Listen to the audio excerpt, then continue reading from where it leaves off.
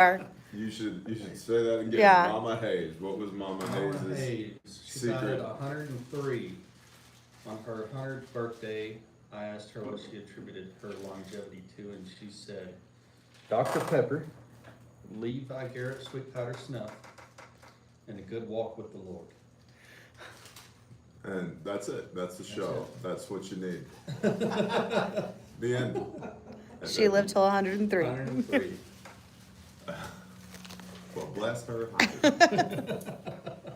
I was telling Heath before we went live, my great grandma, she died young, according to all her sisters.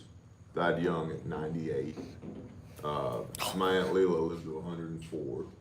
Wow. And my Grandma Morris, she every morning, later in life, it was a blessing that I lived across the street from her. And so help her get out of bed, I'd pick her up, put her in a chair in the living room. She'd have one egg, and then she'd bite off a piece of mail pouch tobacco.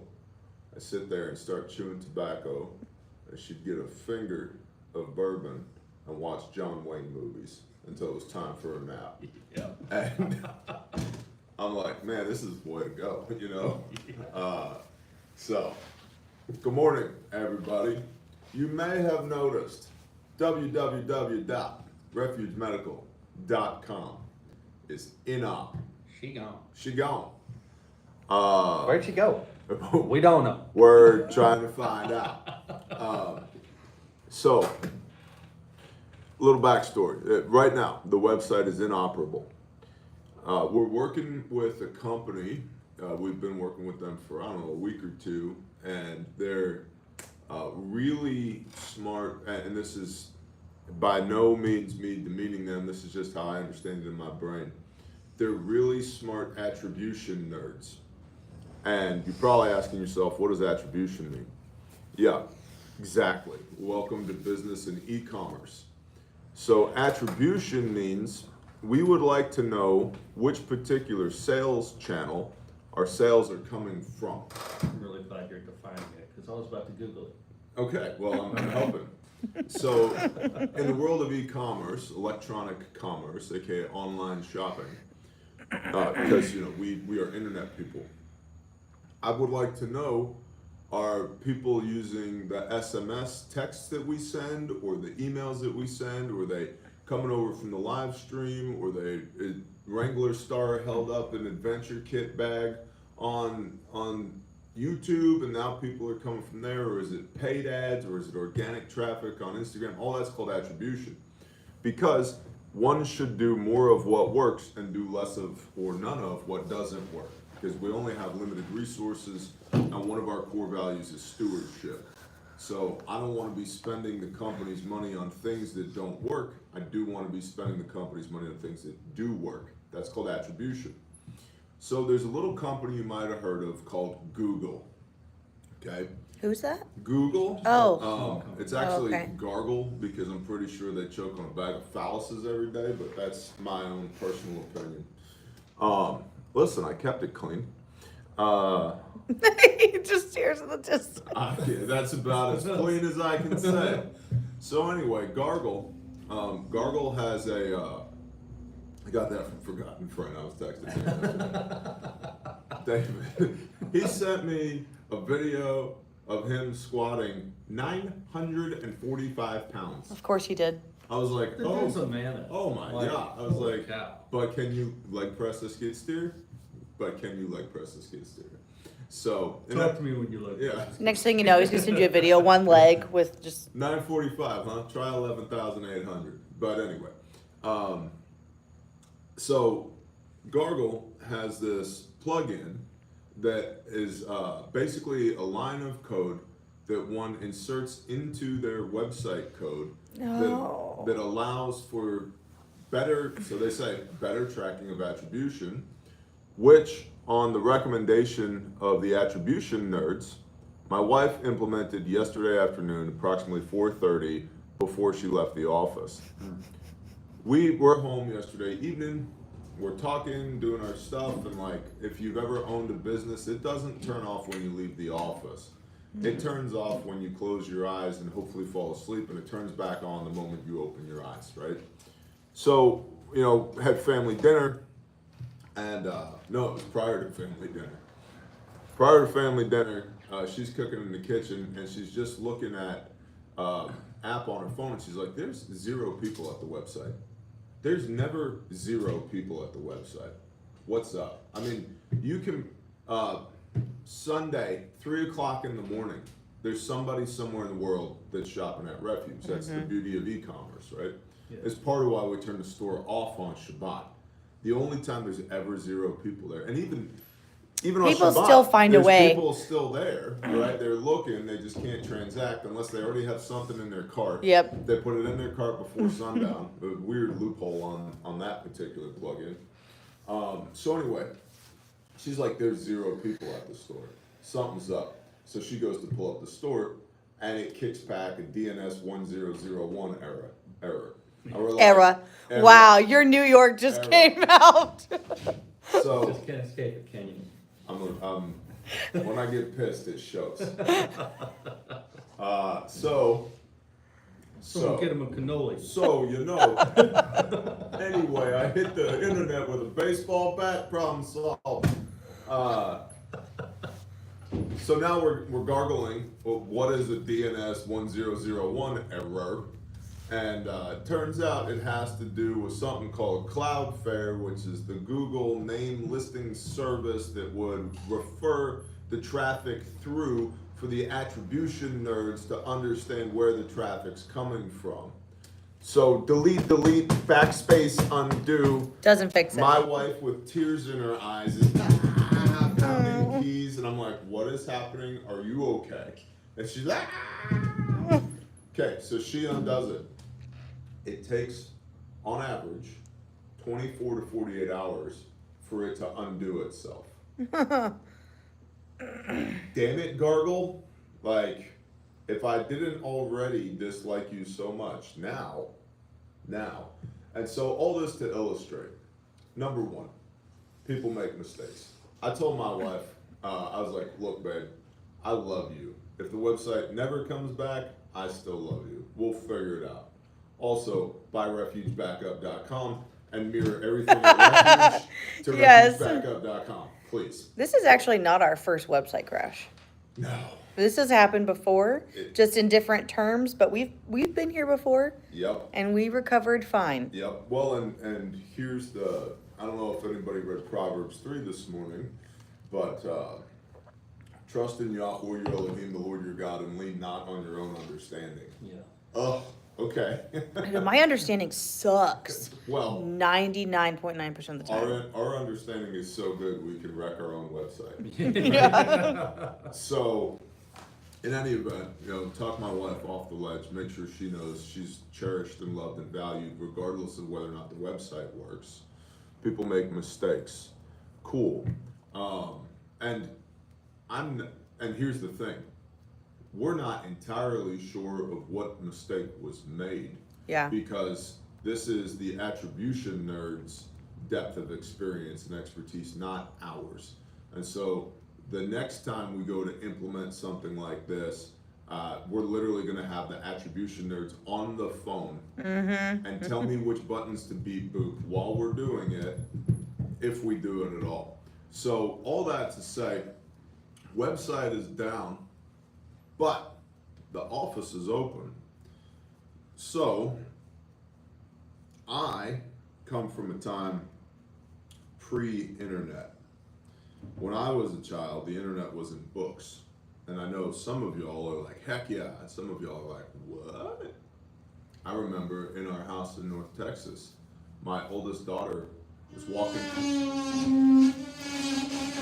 Dodie. Dodie. Dodie! Dang it, Tony. Sorry, Jody's in the bathroom and it's really. That's what it sounds like when it poops. It's really weird. I'm like, Like he's got there's a mosquito in there. There's a really big mosquito in there. sounds like A dinosaur. We saw Jurassic World last night or whatever it's called. So my oldest daughter's walking through the kitchen and she looks up at the wall and she goes, what is that? I said, oh honey, you put your phone there. That's where you hang the phone. And she goes, why would you put your phone on the wall? Because in her mind, she's thinking crisis rectangle. And I'm like, no, we used to have a phone and it would plug into the wall and hang on the wall, and it was attached with a cord. And if you wanted to talk to somebody, you'd pick it up and you beep boop the buttons and talk to them that way. And if it was a private call, you'd have one of those 20-foot slinky cords on it, and you'd go around the corner into the hallway and whisper into the phone. So you have a modicum of privacy. And her little mind was blown. If you were really cool, you had the see-through phone. Oh yeah, I remember that. Remember those? When I was a kid, because my dad was in telecom, we had one that there were no buttons or dials on it. It was just a handset. You'd pick it up and speak to the operator and say, please connect me with 0735. And she'd go, absolutely, Mr. Morris. Yeah, like way old school. But anyway, before, like, this is not the first company that I have had to run with or without internet. So, if you'd like to buy something today, I need you to call 918-817-9264. Write it down. 918-817-9264. You know, I have that memorized by heart. Do you? Oh, yeah. Good. You should too, Internet. What number do you have memorized by heart? 918-817-9264. Is that the store phone? That is the store phone. That's the store phone. You mean the store phone is 918-817-9264? That's correct. Yeah. And we can process your order over the phone. Hey, what if they order over their phone today, they get entered to win something special because you went through the effort of ordering through the phone? Are you talking about the grand giveaway? What? What's the grand giveaway, Lauren? Well, the grand giveaway is for people who aren't subscribed to our newsletter. So we'll subscribe to the newsletter when we call. So if you are on here and you're not subscribed to our newsletter, all new subscribers are getting entered in to win a $1,000 Refuge gift card, which is good for... Jody, are you okay now? Everyone's concerned about your poop. I think I'm alright. Okay. Sounds like you're fighting a giant mosquito. You get entered in to win a $1,000 gift card for anything in the store, including training. If you are already subscribed to our newsletters, share it out. Because maybe somebody will get you a gift with their $1,000 gift card. Yeah. Yeah. And we got that. You want to tell them how we got that? Because Kelly was pretty amazing about this. Kelly, who was in our sew shop, Kelly is a nurse by trade, but she also sews.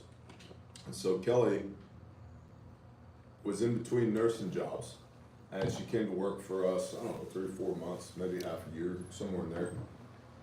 Time flies when you're battling the internet. I don't know how long it was. But Kelly's awesome, absolutely awesome sister. And she found another nursing job, and she's like a very specialized nurse, like NICU nurse. Yeah. And her passion is, for like helping the babies, saving the babies. And I'm like, sister, go do your thing. She has such a sweet demeanor. Oh my She's gosh. an incredible person. She's awesome. Yeah. And so, she found another job doing nursing. And after about a month of doing that, and she still comes into the store to visit us. She's coming and going. She comes into the store and she's like, hey, it occurs to me that everybody needs a refuge kit. Like all humanity needs a refuge kit because these kits are the best. But some people might not have it in their budget right now. And so I want to donate $1,000 towards a gift card for somebody to get what they need from the store. And I was like, bless you. Okay. So stewardship is one of our core values. And it's like, all right, we will steward this on behalf of Kelly. And so somebody will win a $1,000 gift card. This fly's gonna die. Well, and she didn't want it to be like you have to buy to get entered, because she wanted it to be low barrier to entry for those who really could not afford to get something. Yep. So if that's you, or you just want to be entered into the grand giveaway, you could sign up for the email blast at the website if it was up, but it's not currently. But you know where they can go? www.giveaway.refugemedical.com. I don't think that's gonna work either because It does work. it's a subpage. It Nope, does work. I have already been there and it is still up. That's super interesting. This fly. Well, because it's it's a subdomain, but it's not. We didn't change any code for that one. Ah. www.giveaway. Refugemedical.com. My thumbs are too big for the internet. Look at that. I built that There yesterday. it is. There it is. A That's grand giveaway. That is so grand. Ooh. That is super grand. Double that. Oh my gosh. You are so doubling with your dot seat. So, if you're old school, you can just pick up the phone and dial 918-817-9264. Again, that number is 918-817-9264. And I will say this, for the one rare person out there who thinks that they're going to be a scumbag today and prank call our office, I'll have your phone number. Even if you star 67, I'll have your phone number. And now I have a bit of data that's your phone number that I will then go to work using geospatial analysis to locate you and vector law enforcement onto your current location. So I wouldn't do that. If you just wanted to be a jerk, that'd be a bad idea. Because we have many different organizations under the umbrella of the enterprise. That's true. And one of those organizations is phenomenal at finding people. So, don't be a jerk. Okay. Shifting gears. In 2023, an estimated 9,700 people in the United States were treated in emergency rooms for fireworks-related injuries. The majority of these injuries, 66%, occurred in the weeks surrounding the 4th of July, which is tomorrow, Independence Day. Hands and fingers were the most commonly injured body part, followed by eyes. So, 42% of the injuries were burns, and there were 8 fireworks-related deaths reported in 2023. Yep. Adults aged 25 to 44 experienced about 31% of the injuries, and children under 15 accounted for another 31%. Oh my gosh. You know why that is? Sparklers and all the dumb crap that they're given. Mm-hmm.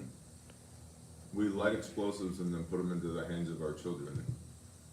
And listen, I'm not a Debbie Downer. Like I've lived a very risk-filled life.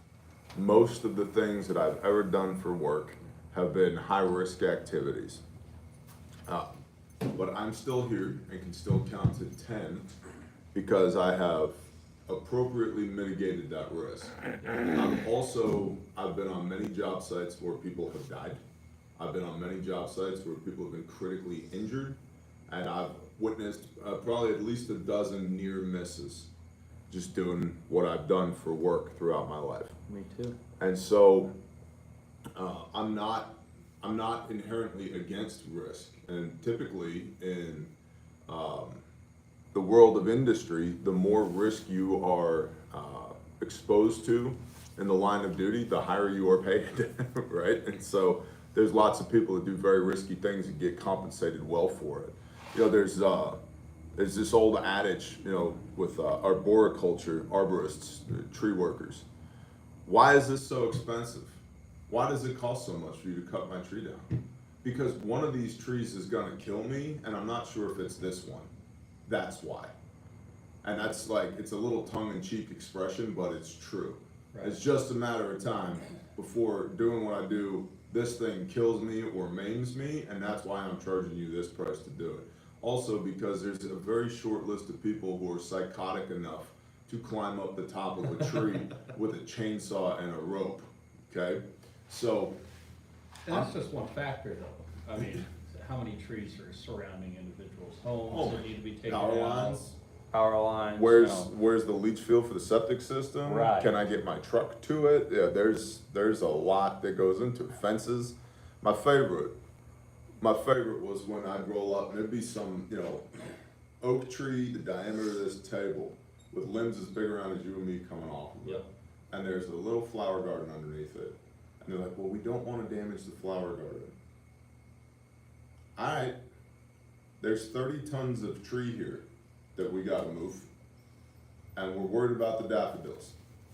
I can keep the daffodils here, but it's gonna, just being honest, it's gonna cost you 3 times as much to get this tree out and not harm the daffodils. That can be done, but just understand, we took a 1-day job and made it a 3-day job because we're concerned about the daffodils. Yep. And it's usually sentimental value. Like, there were my mom's daffodils that I got out of her garden, she's since passed. Okay, tracking, got it. But it's 3 times more work to not just bomb this tree. Yeah. Right? I'll make it go wherever we need to go, piece by itty bitty piece, but that takes time. So, in any event, my point is, I'm not anti-risk, but I am for mitigating risk. And so, if you're going to be lighting explosives tomorrow, because that's what you're doing, just reframe what you're doing. We love fireworks. Yeah, me too. America, baby. I'm all for it. But if you're going to be lighting explosives, because that's what they are, do that carefully. Don't light them in your hand. Use a long neck lighter to light them. Don't be that guy who puts the sparkler in his mouth Oh my God. or the bottle rocket in his mouth and sprays all that all over his face. Also understand that a lot of the fireworks that are in the United States of America are produced overseas by China. And one of the common issues that happens with fireworks, I've observed this personally, is it's supposed to have a 10-second fuse on it, and instead of slow burning fuse, it's quick burning fuse. Because the factory was low, or Jin didn't get enough sleep last night and used the wrong fuse. And instead of going off in 10 seconds, it goes off in 2. Well, now what do? So my dad had a blasting license when I was a kid. We blew up a lot of stuff. And in power construction, there's a fair bit of blasting that happens. If you hit bedrock 2 foot below the ground, below the soil, or North Texas, 4 inches below the soil. Right. Okay, well, I gotta get a pole in here. Yep. So rock has to go away. So we're gonna drill a hole with a jackhammer, fill it full of quarter charges. It's got 3 millisecond delays on it, and probably put 4 or 5 charges in there, separated by sand, tamp it down, crank that sucker off, poof, and then you dig the hole back out with either an auger or a spoon. And now we have room to get the pole into the ground. Yep. Very controlled. Like, you don't just go get a stick of dynamite. No. There's a lot that goes into that when you're blasting. I'll just use tannerite. Yeah, well, yeah. Or M80s. M80s are about the equivalent of a quarter stick of dynamite. Yeah. And people don't realize that. They light them in their hand. An M80? What are you doing? By the way, you used to be able to do this, so this is not shenanigan advice. You can't do it anymore because they've since added chemicals to cigarettes where they don't keep burning if you're not smoking them. But probably work with a cigar. Used to be, you could take a cigarette, pull the filter off the end of it, stick the fuse of your pyrotechnic device in one end, light the cigarette, and have yourself a 5-minute timer because the cigarette would burn down, light the fuse, and it would go off. And then that gives you plausible deniability when your neighbor's mailbox explodes because you're nowhere near there. Oh my gosh. I don't know what you're talking about, officer. We weren't over there. Or whatever you might be doing. But it doesn't work that way with cigarettes anymore. And cigarettes are bad for your kids, don't smoke them. So. Stryker, I've got a bone to pick with you. Actually, everybody, just be advised.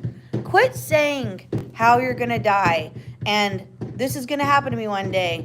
There is life and death in the power of the tongue. Seriously, it irks me when people say stuff like that. Oh yeah, well someday I'm going to die. Blah, blah, blah, blah. Quit it. Quit it. Speak life over yourself, okay? Or I will punch you in the throat. She's 'Kay. not wrong. Anyways, on to what I us. say is I'm going to die at 104 years old, bouncing my great grandkids on my knee Amen. on the front porch. What? That's the Can you case. not die while? That'd be really traumatic. That's how I'm going. That's how I'm going.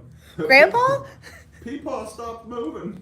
His knee stopped. And I would also like Drinking me. Drinking a finger of bourbon I'd say with a dip of mail pouch in, and then that's how I'm going. 103, you and me sleeping, holding hands, just like in the Notebook. Okay? That's Okay. all right? Okay, cool. Cool. That's Yeah. beautiful, but you've been propagandized by Hollywood. At least no children are traumatized in this situation. Grandma and Grandpa were holding hands when they It's passed. so beautiful. Billy killed Grandpa. I don't know. Maybe that's what Billy needed. I knew he was eating too many zebra cakes.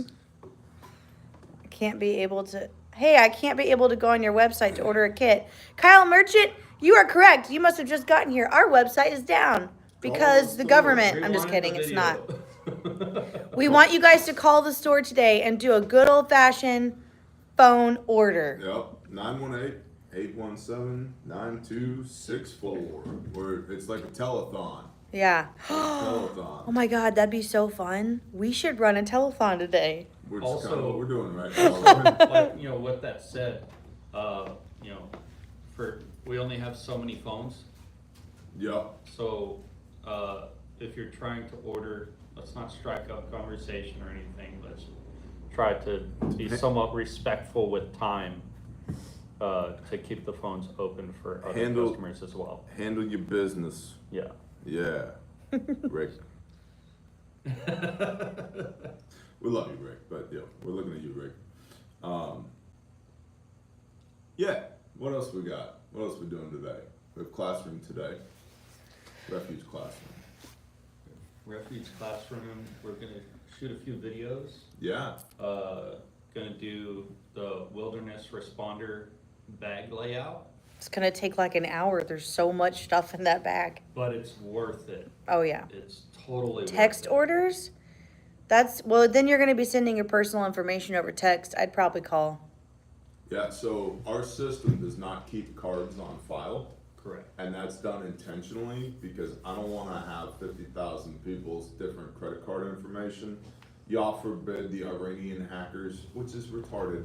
Are they such a technically advanced society that they represent an existential crisis to our ability to operate on the internet? Or do they ride camels in the desert? Which one is it? Or is it both somehow? Joke's on you. The camels are actually robots and they That's are that what it advanced. is? Okay. They got like Starlinks on them camels and just be bopping through Bro, the desert. many of those camel riders do have on that third hump. Is that what that is? Underneath the hump is yeah. a Starlink? It's Just a, pops it's a up. mobile Starlink, and they all have iPhones. Although I think about it now, like we do have Silicon Valley and the Amish here in the United States, so I don't know. But anyway, I don't ever want, if our systems were ever to get breached, you don't want your credit card information in our systems, or anybody else's for that matter. Absolutely. So we don't keep card information on file, we don't do that. You know, we have if you're a current customer, we have like your shipping address, we have your name, we probably have your phone number and your email, but we don't have your credit card information, or debit card information.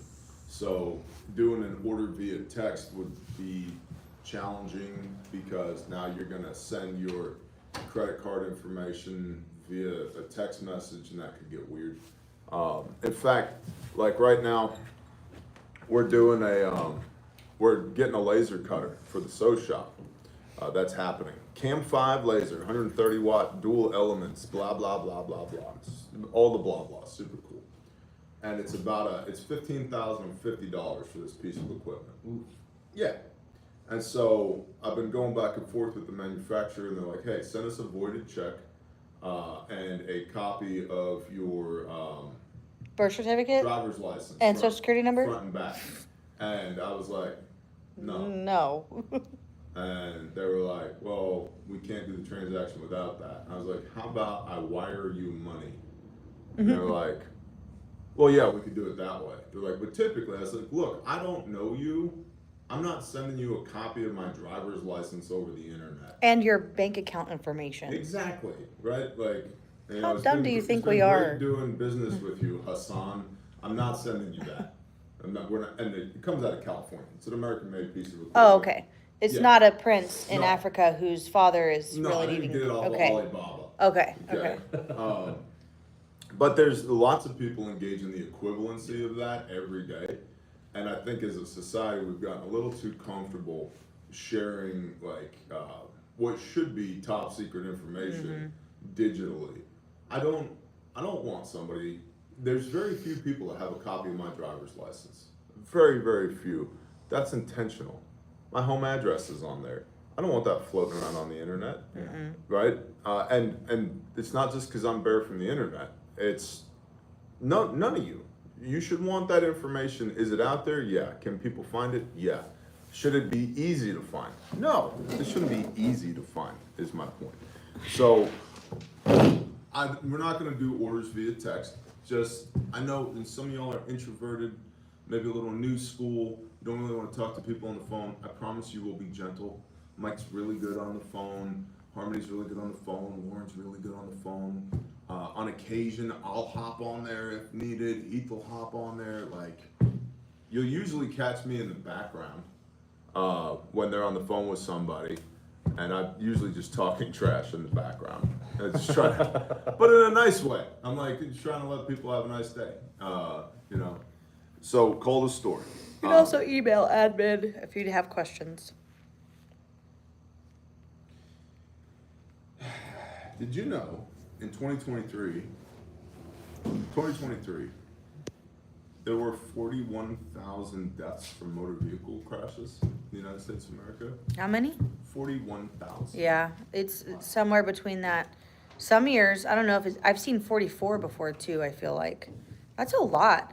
And then if you look up the percentage of those that could have not died if they had just been given immediate care, like with that window before they bleed out, because one of the most common injuries is that femoral artery being severed by the femur, like the girl in front of the office. Yeah. What row, And that was Raggy? internal bleeding.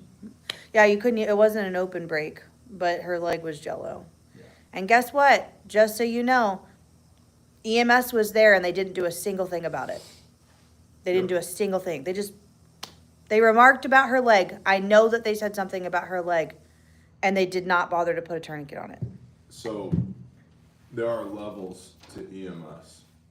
You've got EMR, Emergency Medical Responder, which is a 40-hour class. It's kind of textbook and death by PowerPoint. It's kind of entry-level stuff. Then you've got EMT-B, Emergency Medical Technician B, basic. Then EMT-A, Emergency Medical Technician Advanced. And then you get into the paramedic level, which is where meds and pre-hospital surgical interventions are now authorized by the medical director for whatever that agency, department, or region is. And then they can do the protocols that are authorized by their medical director. And so if they know that a thoracostomy, a chest tube, is going to save this patient because I don't have enough exchange of air with the needle decompression on a tension pneumothorax, they know that a chest tube would do the thing, pre-hospital chest tube. But they're not authorized to do it. They can't do it because they're now operating outside of their authority. They'll lose their license or their They'll lose their license certs and and open all that. themselves up to liability. And so at the EMR level, which especially in a rural area, or if you have a joint agency where it's a joint fire and EMS, a lot of those volunteers are going to be EMR working on their EMT basic. To the extent that they've been exposed to tourniquets, it's probably usually per the Stop the Bleed protocol, which is a good protocol, nationwide protocol covered under the Good Samaritan Act, but the tourniquet never comes out of the wrapper in a Stop the Bleed class. And so they've had lecture on pre-hospital tourniquets, but they've had no practicals on pre-hospital tourniquets, and they've probably never done one. No reps and sets. Whereas my 8-year-old can instruct how to apply a cat tourniquet at this point. My 18-year-old has literally instructed, I don't know how many classes, but for 3 years at Refuge, has been an assistant instructor on tourniquets, wound packing, chest seals, airway management, recovery position, casualty carries, hypothermia mitigation, lethal triad, all this stuff. And you know what she does professionally? She's a hairdresser. Right? And so, and this is not to take away from emergency medical professionals, because there's a bunch of them who are watching this show right now, nodding their head going, yup, and it's the same thing with cops. Cops don't get taught medicine. Remember that video of the cop Yeah. pulling it out, pulling it the wrong way, pulling the strap through the C-clip without putting it around his arm, and The only way he could have applied that tourniquet worse would have been if he didn't put it on at all. Like, and arguably the way that he did apply it was so ineffective that maybe he shouldn't have. It would have been better off not putting on. And they're in the middle of the street. They have no cover, let alone concealment. Like, those officers have never been taught TCCC. The officer should have been providing self-aid while his buddy was covering him. They did not get off the X. Do we have a cat here? We better have a cat here. I've got a soft tea. You need a soft tea? Well, for sake of illustration, I'll get a cat. The cat would be beneficial. Because I'd love to show exactly what it was that these police officers did in the rendering of aid. Hold on, we This is- train here now, right? There's gotta be a blue cat in here. Let me look at the shelves. Sure. Here's a red, bare minimum that you should talk about while I find a blue cat. Check it out. It's a bare min. It's got everything that you need and nothing that you don't. It does MAR and wound closure.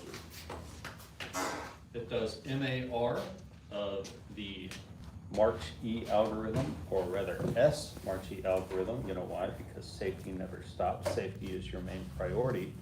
And it has Gen 7 cat tourniquet, or you can opt to swap the Gen 7 cat tourniquet with a soft T if that is something that you prefer. I prefer okay, the soft T. hold for on. individuals. Paladin, whatever. We have lots of tourniquets here. We are not in the Refuge HQ. We're in the training center, and there's literally a shelf full of training materials. So, I just had to get it Yeah. to this son. Yeah.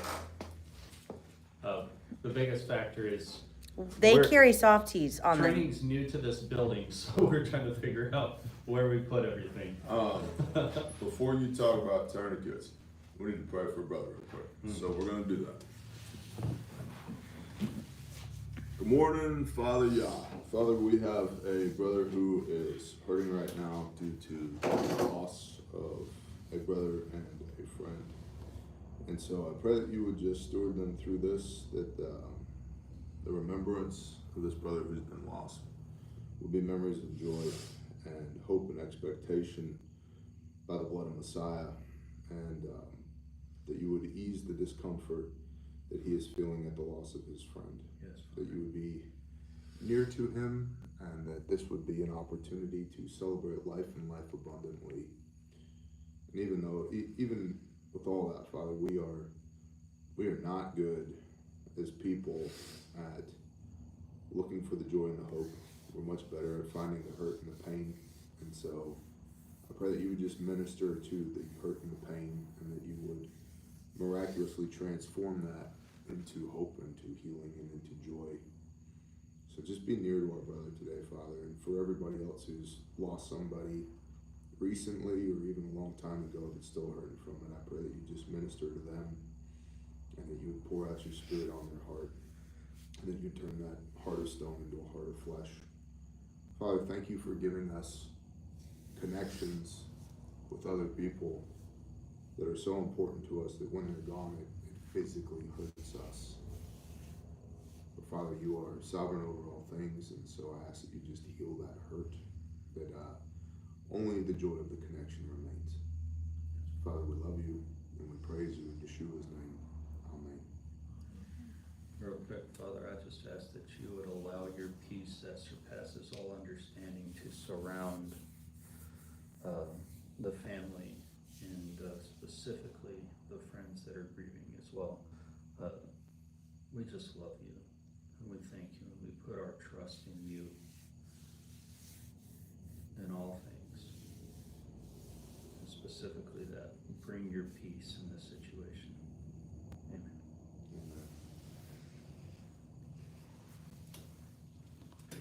All right. I will Oh, unapologetically tell you that the this is for Paladin. Soft tea in my pocket. Okay. oh, you can also go to refugeforlife.com. That is, I love my wife. Pivot, refugeforlife.com. If you don't want to call the store, the store, refugeforlife.com is up and running. That's so awesome. Redundancy. Man. I'm telling you, man, two is one is none. Yes. Gosh, I love my wife. Harmony is awesome. I am getting that link and I am putting it everywhere right now. Okay, so back to what we were covering, the idea of these police officers applying tourniquets, and I wanted to illustrate it specifically because this is something, especially in the last class that we did. One of the things that we emphasize within our training is stress inoculation, meaning we are trying to get you appropriately exposed to a certain level of stress so that you can overcome that stress and maintain your cognitive function so that you can apply a life-saving piece of equipment appropriately and truly save a life. So what this police officer did in buddy aid, let's see your arm real quick, right here, just up around. He took that tourniquet, and what you would typically do is go around the arm this way, pull as tight as you possibly can, and this is a hook material that connects to itself, right? What he did was he actually went around and wrapped it through this way, covering the windlass, twisted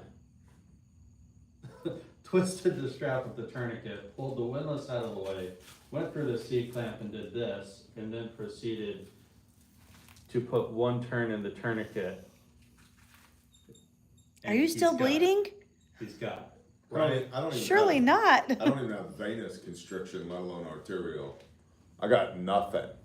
Like, did nothing. So I wanted to illustrate this specifically because I've also witnessed students in class who come to our training do that out in the field where we're implementing high stress situation and scenario, getting that blood pumping, simulating that stress, and they're so stressed that they did this specifically.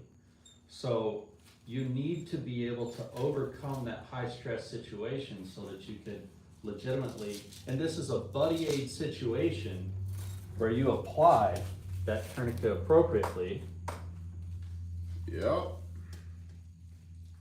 and that's probably close for where T needs it. You got it. You did great. Tourniquet's hurt. Yep. At which point, after you do that, I'm going to take the tail, wrap it around the windlass, come back through the C-clamp, and throw that time tab across. And what that does is whenever, say, if I have to move the patient, this doesn't have an opportunity to grab on anything so that it can come undone. I have no pulse. I must be dead. Imagine that. Wow. It's incredible. The most important thing that you can do with this tourniquet is on that initial wrench when you're trying to get that tight, you've got to get that initial pull as tight as possible before you start turning that windlass. Indeedio, my dear man. Indeedio. Index. Nailed it. So that's high stress situation, rounds are going off, they're taking fire, returning cover fire, all the things. That's not a situation anybody wants to be in. So in the event that you're having to apply a tourniquet, you need to, one, know how to apply it appropriately, and then two, know how to breathe through the situation, because oxygen makes you a superhero. Yep. It literally allows you to maintain cognitive function so that you can do something as basic as this, You know, applying a tourniquet. it's almost like I've watched our students have to do care under fire outside, super stressed and sweaty while someone's shooting a fake gun at them, while applying a tourniquet and buddy carrying somebody. It's almost like I've seen people do that who don't do any kind of law enforcement or EMS or anything like that So for a living. This is not to take away from law enforcement. Not at all. But they're just not taught it. If they go through the academy, they'll get 90 minutes to 2 hours on this stuff. And it's minimal stuff. If they go through academy. If they don't go through academy, they just register with the state as a peace officer, and then they get brought on, usually rural jurisdictions. They may have zero medical training that's been provided to them by their department or their agency. And it's just the way that it is. And so cops don't get taught this stuff either. And the point of stress-inducing scenario-based training is I want all of us, myself included, to fail in a safe environment where the cost of my failure is not life and death. I get to learn from my failure. Our first core value is be humble. Training is humbling. Yeah. When we train people, we humble them. You have to be humbled at first just to receive the information. And we've had lots of students, hundreds of students who have had professional military careers that probably, or professional EMS. I mean, if we start counting EMS, fire, and law enforcement, not just DOD personnel, we're talking like several thousand people that have to empty their mind of what they think they already know in order to receive what we need to put in there. And we've had all these people say words to the effect of, well, I already know this stuff. I was combat lifesaver in the Army. Okay, cool. When was the last time you did it? When was the last time your protocols were updated? Because if the answer is 2005 Iraq, okay, that's not nothing, but that was 20 years ago, all right? 20 years ago. TCCC protocols, prolonged field care protocols, tend to change at least yearly. Yeah. There tend to be at least yearly revisions, if not semi-annually updates and revisions to the protocols. Cool. And we're constantly updating all of that.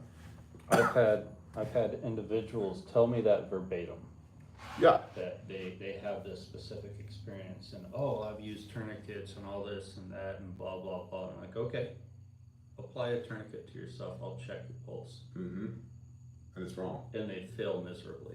And so we, the training cadre, we also have to be humble when we go and do our continuing education, train with other instructors, or right now working on NAEMT, PHTLS, National Association of Emergency Medical Technicians, Pre-Hospital Trauma Life Support, because everybody loves acronyms, right? Getting certified in that. And so, and it's basically Refuge Responder 1. They're already teaching people, but it's more funny letters to put after our names. Yeah. Point is, whether we're working on that or we're going and working with people that used to be real high speed, low drag operators, legitimate operators, and they're going to pour into us their knowledge, all of it requires humility, because I've got to forget what I think that I know so that I can receive what this instructor is trying to give me. And we have to be honest with ourselves. If we're civilians, law enforcement, EMS, fire, DOD personnel, there's not enough training. You don't have enough training. No training event is going to adequately prepare you for the real suck once you're in it. Yeah. But I can bring you close to it if you'll let me. And that's the point of stress-inducing scenario-based training, is the more you sweat in training, the less you bleed in combat, right? And so we want to take people right up to the edge of what they're physically and mentally capable of doing. That's right. And we meter that to each individual student while you're being monitored by instructor cadre, so you're not going to have an actual emergency, right? And if you do, we have paramedics here, actual paramedics. Nobody has ever died at class, and it's not going to start with you. Nope. But I want you to make mistakes here where the cost of that mistake is not somebody's life. The cost of that mistake is a little chunk of your ego or my ego if I'm training so that I can learn, right? And that's pain-based anchoring. Right. Well, to that point, pain-based anchoring, there is nothing about applying a tourniquet to another individual or even yourself that feels good. Mm-hmm. It hurts. And we tell you that up front. I'm telling you this right now, where if you don't know how to utilize this and you're not expecting pain, I mean, chances are if you need to utilize a tourniquet, you're probably already in an immense amount of pain to begin with. So the likelihood of you. I used to be afraid of when you first started getting into all of this stuff. I had no desire to put one of those on. I was like, this is gonna hurt. Yeah, I in the last training, I had a student say, that hurts. She was cheating herself. Yep. And I knew it, so I checked. Young lady that was sitting right there. Yep. 100%. And she had not the greatest attitude about it, but I used her as a coaching opportunity, you know, to teach everybody else who was invested. And, you know, I applied the tourniquet to her and I was like, you need to know how this feels. You need, if you ever are going to use this on yourself or someone else, you need to know what it feels like. The reason being is because if you don't do this correctly, you can and will die. And she looked me in the eyes and said, I'll just die. Yep. Well, by the end of class, though, when she was rendering aid to Philip, who was, you know, crisis acting, her skill set was really good. She had a great TQ application on Philip. She then, you know, moved from, you know, into wound packing on an open fracture on the leg, blah blah blah. That her skill from morning to evening. Yeah. She had a major improvement in both capability and mindset. Absolutely. The mindset is a huge part of it, man. I'll just die. We had to overcome that. Yeah, I'll just. If your plan is to just die, why are you even in class? Right. Right? And so, there's lots of people, you know, I've seen it in class. We had an entire class of students. We were on day 2 of essential responder training over at the water treatment plant. And I won't give too much of the scenario away, but it's the entire class, force on force, versus 2 aggressors. 2 aggressors. And I was one of the aggressors, and I'm no one. And we gave the students every opportunity to win, every opportunity to overtake. I mean, you're talking 20 people versus 2 people. The ability to fire and maneuver with 20 people is immense. Yeah. Okay? And they had been taught this. And now when it comes time to actually maneuver against simulated gunfire, you know, we're talking AR-15s with blanks, they won't do it. Yeah. And they all died. And we had a whole, like, I stopped class. We spent an hour on mindset. Like, you have kids, you have a wife, you have a husband. I watched you just roll over and take it. I watched you give up and die. You're just gonna give up and die and not get home to your children? There's not a thing on this planet that can stop me from getting home to my kids. I told Heath I had a dream a couple of months ago that somebody had abducted my 8-year-old. I killed 300 people in that dream, up to and including with my bare hands. And I got my 8-year-old back. Now I have an interesting line of work. It's why I have dreams like this, right? But there's nothing you can do to my last dying breath. I am moving towards the objective. Yeah. Whatever that is, get the kids back or get back home to my kids. That's happening. And so we need people to hit that failure point to know where it is, because they are learning about themselves in that moment. It's not just the practical, tactical, this is how you apply a tourniquet. But how many times in this class have I said, if we ever have to do this for real, it's already bad. It's already bad. If I have to actually put tourniquets on me or you, if I have to do a needle decompression on my brother, it's already bad. It's already gone bad. We can't give up when it's bad. And so we need the skill set, but more importantly, the mindset and the heart set to be overcomers. I gotta get through this, right? Because I gotta get home again. Whether I'm getting home again missing pieces of me, whether that's physically or spiritually, part of my soul. I left part of my soul back there. That stuff was that bad. Okay, cool. That goes back into healing. And what does healing look like, right? So it's way more cerebral than a lot of people understand. And that's because if I'm not, I'll say it again, stress-induced scenario-based training, there's physiological reasons we do this. I need to know what your auditory exclusion looks like and what your tunnel vision looks like and loss of fine motor skills look like and time compression looks like, all that. We need to know that. You need to know that. And I need to put you in a situation where you're going to experience those things because physiologically those all affect us differently.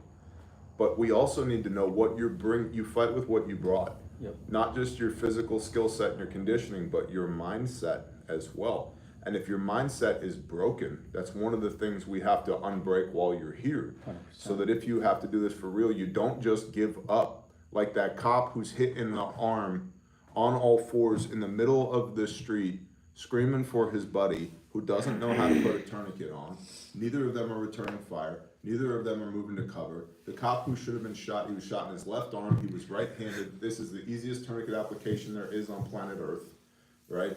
Strong hand to weak hand on the arm, super simple. That cop should have been moving to cover, then apply a tourniquet while his buddy was putting down the threat, and then communicating intra-squad to each other verbally, and then out to dispatch via their radio as well. And instead, the two of them sounded like, third grade schoolgirls screaming in the middle of the road while the shooter still has not been put down.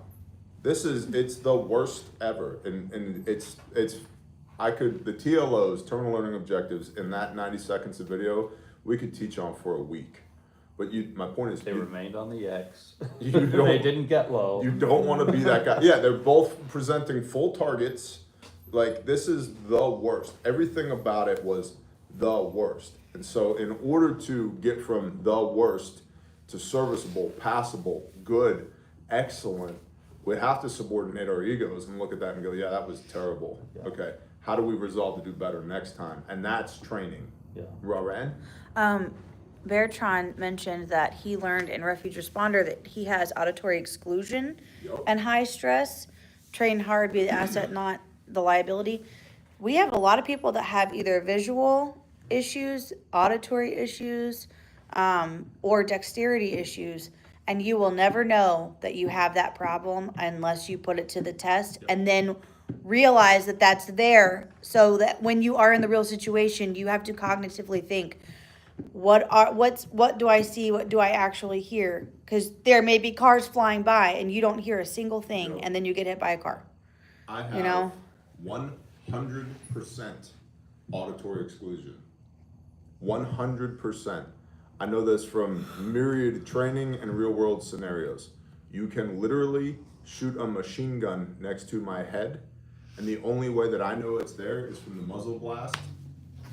That's it, right? The force, the concussion, and the visual signal of the burst of flames coming out the end of it. I don't hear it at all.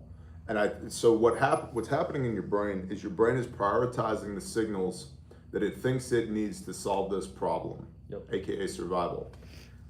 And then it's de-emphasizing, it's turning off all the signals that it considers to be noise. My hearing is already bad from a lifetime of high-risk activities. And so I think under stress, my brain just turns it off. It's like, this isn't helping us anyway. Now, visual acuity for me goes up significantly. I have okay eyesight. It's not great. I don't need corrective lenses or anything like that, but I don't see like a hawk unless I'm under stress. And I would gauge my visual acuity increases by about 300% under stress. And so you fight with what you brought. Yeah. The Father takes away my ears but turns my eyes on. And so what that means is if you're operating with me in a real world scenario or a stress induced scenario based training scenario, I need visual cues. You can call me on the radio, you can scream at me, I will not hear you. So I need big, gross arm and hand movements. And I'm like, check, got it. I'm moving this way. Cool, right? You could be screaming, go, go, go, go. And I see your mouth moving and I see your hand moving. I don't hear any of it. I hear none of it. And I only know that because I've done it. You might find, and this happens to a lot of students, we ask them after a scenario, what did you hear? And they'll kind of stop and think and go, I didn't hear anything. I'm like, yep, you have full auditory exclusion. And you don't know. It's like 50%, but Yeah. I know I have tunnel vision. Yeah, But I also know by training that the way I overcome tunnel vision is by breathing. And I have a propensity, I've always had the propensity to hold my breath. So it's where Not even when he's in stress. He growing just. up, just- I irritate my sisters. I've got 6 sisters, and every one of them would make fun of me or get irritated by me because I would just be sitting on the couch watching TV or sitting at the computer doing something, and all of a sudden I go, terrible. But, you know, just take a big breath of fresh air. Because you I just weren't forget to breathing. breathe. I'm just not breathing. But if I box breathe and I'm conscious, I'm purposely making myself breathe through a situation. I'm not joking when I say it makes you a superhero. It literally allows you the opportunity and ability to make wise decisions in the moment. think about long range shooting. Take a deep breath, right? Why? Studies have shown, myriad studies have shown, hyperoxygenating your blood will crisp up your eyesight. They've quantified a 40% improvement in eyesight for 1 to 3 seconds after a deep inhalation. Yep. And so you take a deep breath. It depends on who you are and what you're shooting, how you were taught. For me, take a deep breath, half an exhale, hold, time the heartbeat, press the trigger. And in that about 3 seconds, you can, everything just gets a little bit more crisp. Mm-hmm. And shooting at 1 to 500, you probably don't need that. Shooting at 800, 1,000, 1,200, 1,500 meters, you need that, right? And that's just breathing. So we got to put a bow on this because we have our own class to go to. Refuge for Life is now active because my wife is amazing. 2 is 1, 1 is none. And then you can also call the store. Again, that number is 918-817-9264 Yep. or refugeforlife.com. And that's FOR, not the number 4, it's FOR. Thanks, buddy. life.com. You should definitely go there so we can see how many people visit refugeforlife.com. yes. That'd be awesome. And we are actively working on unbreaking the main site. Pray for my wife. Lift her up. She's amazing. And like I said, if the internet broke, if my wife broke the internet for the world, I would still love her. Like her value as a human being is not on whether or not she beep boops the appropriate buttons. Right. And last thing I'll tell you from a business standpoint, get this question all the time. People make mistakes, right? And they're like, oh my gosh, am I fired? I've said this to Lauren. I'm so sorry, am I fired? I'm like, why would I fire you? If I fire you, that institutional knowledge is now outside of the organization. And there's so much. I've messed up so much. Well, me Not too. really. Me too. Like we learn, it's just like training. We learn by making mistakes. Pain-based anchoring. You're like, oh, that was terrible. I'm gonna never do that again. How do I not do that again? Right? And so, let's say Bill over here. Bill makes a mistake and he costs the company $20,000, which to you sounds like a big number, and it is a big number. That, based upon some of the experiences we've had at Refuge, is an average number. Some of the mistakes have been larger than that. Okay? Bill makes a mistake. I'm so sorry, boss. You know, do I fire Bill? well, was it a mistake or was it intentional? No, it was a mistake. They didn't intend to do this. Okay, unforeseen consequences. Cool.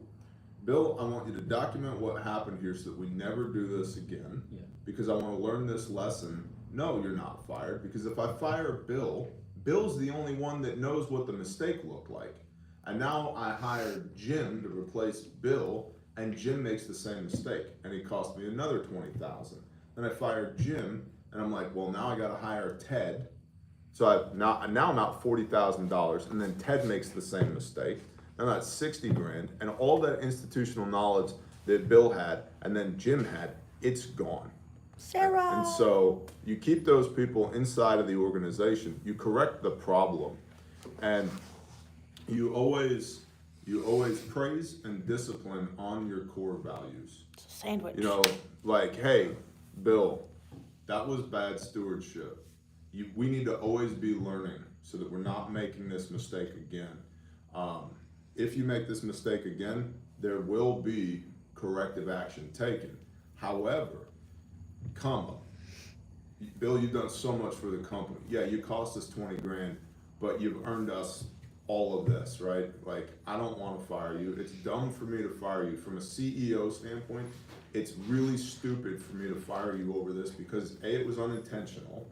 If it was intentional, oh, kick rocks, homie.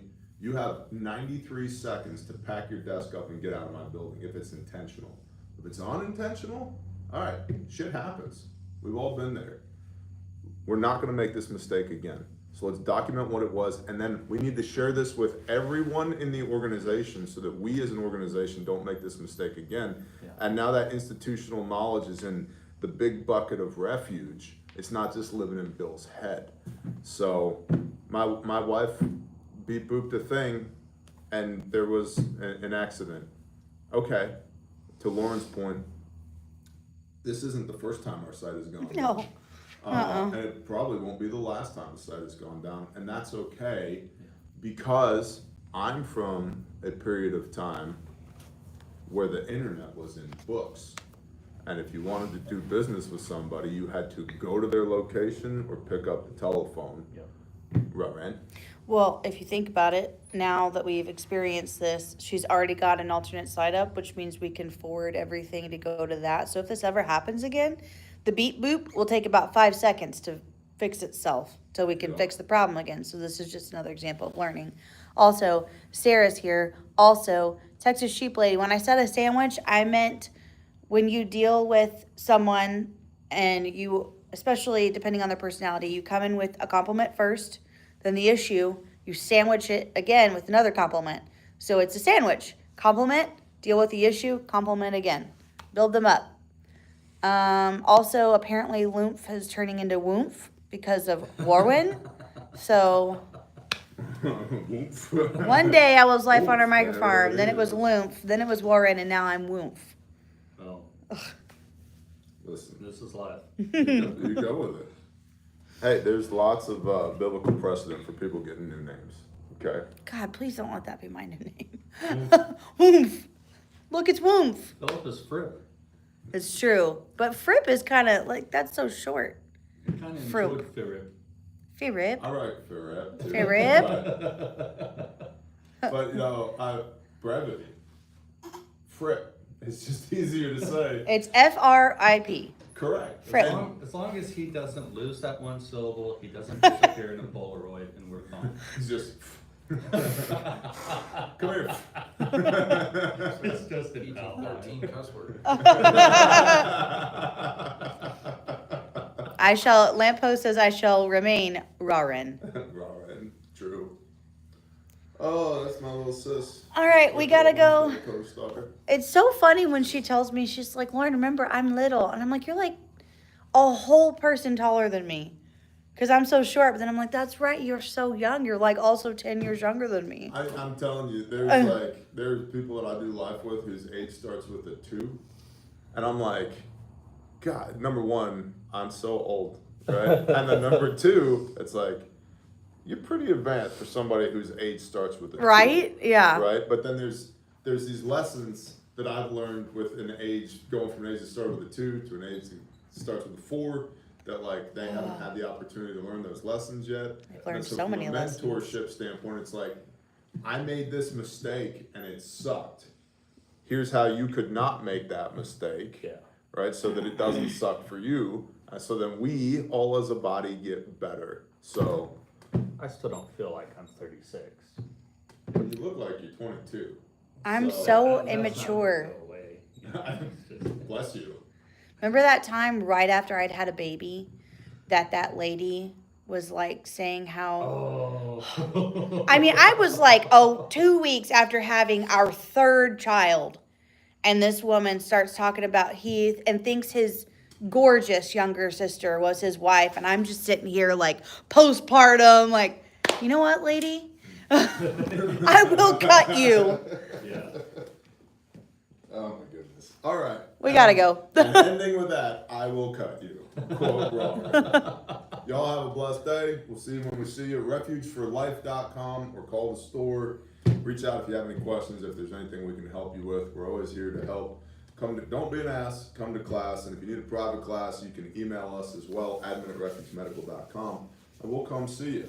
Now, we get to go teach at the other building. Bye, everyone. Bye, y'all. I can't push the button because the thing's in the way.